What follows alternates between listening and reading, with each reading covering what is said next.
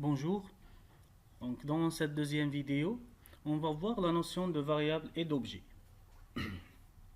dans le logiciel R bien sûr. Suite à ce qu'on a vu la dernière fois, nous avons calculé 1 plus 2, donc le résultat était 3, bien sûr. Généralement, dans un logiciel, on a besoin d'utiliser ce résultat une autre fois. Mais là, on ne peut pas utiliser.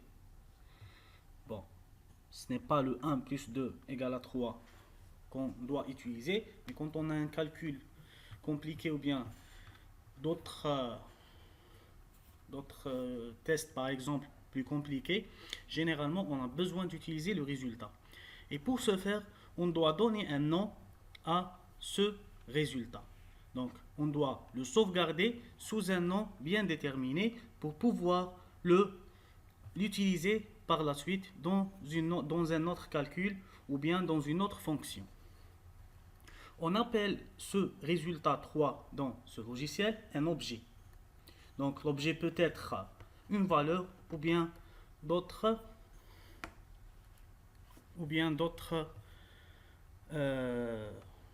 d'autres types d'objets qu'on va voir par la suite. Comment? Maintenant, on va voir comment attribuer un objet à une variable. Donc la variable, c'est le nom de cet objet. Là, nous avons l'objet, c'est le 1 plus 2, qui donne bien sûr le résultat 3. Et là, on a besoin d'un nom. On va dire que ce nom est le premier résultat. On va nommer cette variable le premier résultat.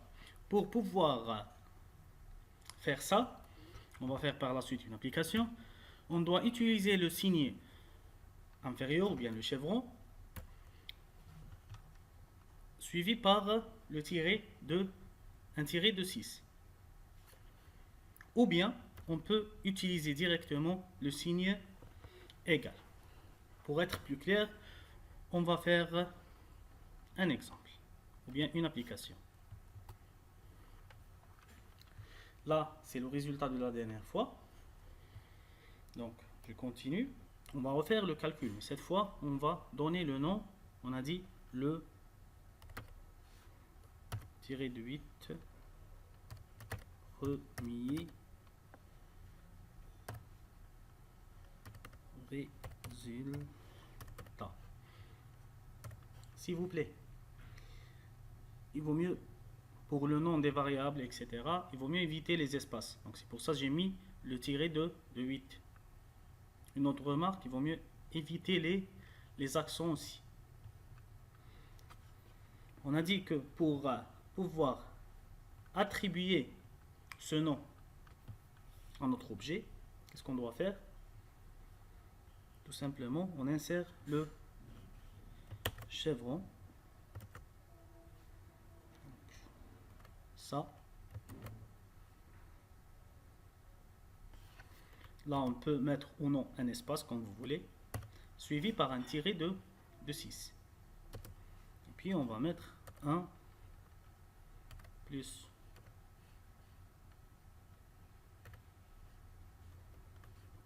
1 plus 2. Très bien. Rien ne se passe. Tout simplement parce que ce résultat, il est stocké dans le logiciel. On va voir qu'est-ce que ça veut dire stocké, ou bien l'endroit où ces variables sont stockées. On va voir tout ça par la suite. Donc ce qui nous intéresse maintenant, c'est que pour enregistrer ou bien pour stocker un résultat, il faut utiliser le chevron suivi par le tiré de 6 ou bien suffit juste de remplacer ça par le signe égal. Donc vous avez le choix, soit le signe égal, soit le chevron suivi par le tiré de 6.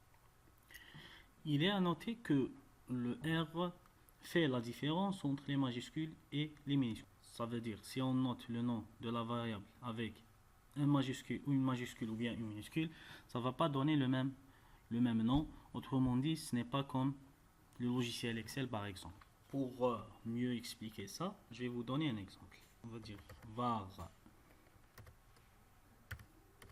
égale à 1 et var avec un V majuscule et là avec un V minuscule,